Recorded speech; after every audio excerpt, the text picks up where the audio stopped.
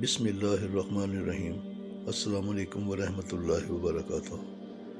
اکبر بادشاہ اور دانش مند وزیر بیربل۔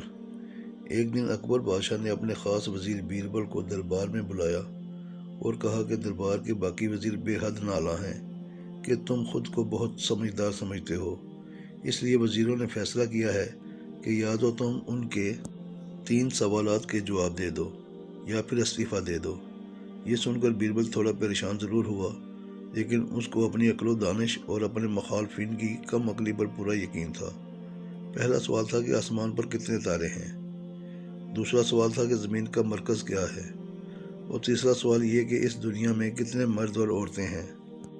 بیربل پہلے سوال کے جواب میں ایک بھیڑ لے آیا اور بولا کہ اس کے جسم پر جتنے بال ہیں اتنے ہی آسمان پر تارے ہیں، شک ہو تو گن لو۔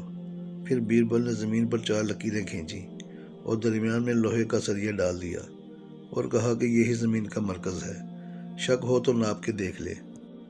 آخری سوال کے جواب میں دوسرے وزیروں کی طرف دیکھتے ہوئے کہا کہ دنیا میں آپ کی طرح کی اور بھی مخلوقات ہیں جو مرد ہیں نہ عورت، تو جب تک ان کو ختم نہ کیا جائے مردوں اور عورتوں کی صحیح تعداد کا اندازہ لگانا ناممکن ہے۔